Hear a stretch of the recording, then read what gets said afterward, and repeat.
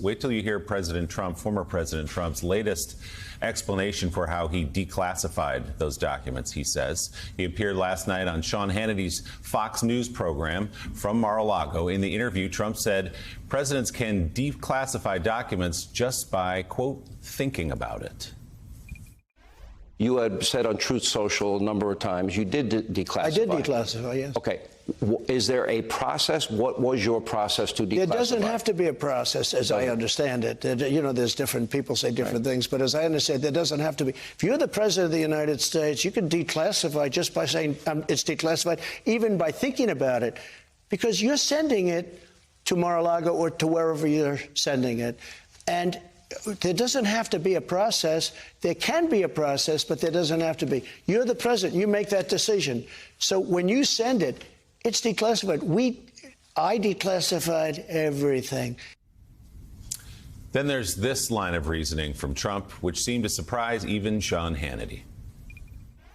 There's also a lot of speculation because of what they did, the severity of the FBI coming and raiding Mar-a-Lago. Were they looking for the Hillary Clinton emails that were deleted, but they are around someplace?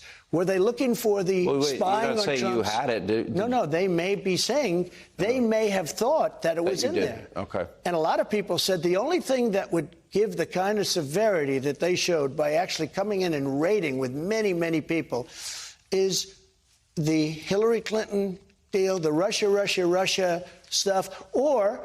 I mean, there are a number of things. The spying on Trump's campaign. So they spied on my campaign.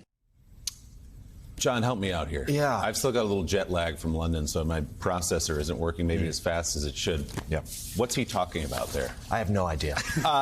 Yeah, Donald Trump, let's remember, had a whole campaign based on trying to find Hillary Clinton's, quote, missing emails. We'll recall he even asked for Russia's help.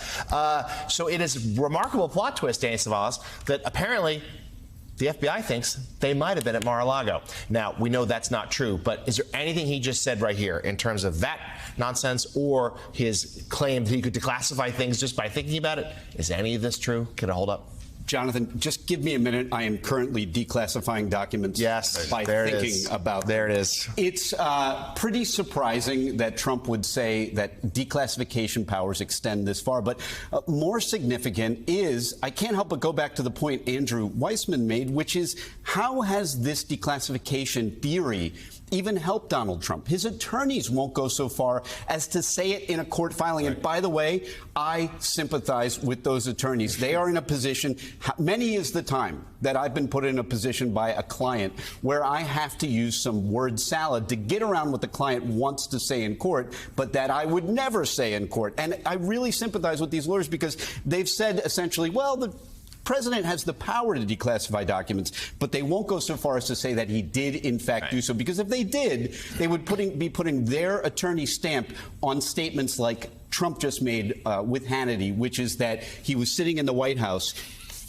dethinkifying all of these documents. I don't know how you would do that. Andrew, I mean, this is where you end up, though, isn't it? When there is no explanation for having classified documents removed from the White House and taken to your beach club, you effectively say, I used the force to declassify them. Yeah. So, on a serious note, because, this is just not a mature discussion of a defense. I mean, what he's really just saying is, I'm above the law. I mean, this is just not serious. But the 11th Circuit, the Court of Appeals decision yesterday, actually cuts this argument out from under Donald Trump, because they first point out that this is something that Donald Trump is unwilling to say in court in spite of repeated opportunities, including just noting that the day before Judge Dearie in Brooklyn, Judge Dearie asked that exact question and the Trump team refused to answer. But the other thing that the Court of Appeals said is, and this is now a Court of Appeals decision with 2 Trump judges, said it's irrelevant. It has nothing to do with a legal defense here. So it is really a question of Donald Trump is just engaging in distractions. It is not a legally relevant thing, even if you could somehow declassify things by merely thinking about them. So the Court of Appeals now has a complete decision saying that this is just a bogus line of defense and we shouldn't be distracted by it. And you're so right, Andrew. It does remind you of the protests of the 2020 election where Donald Trump and others would go on TV and be at rallies and say these wild things and make these claims. And then when the rubber met the road in a courtroom, they backed away from it. Rudy Giuliani being the clearest example of that. Andrew Weissman, Danny Cevallos, thanks both for walking us through all this morning. We appreciate it.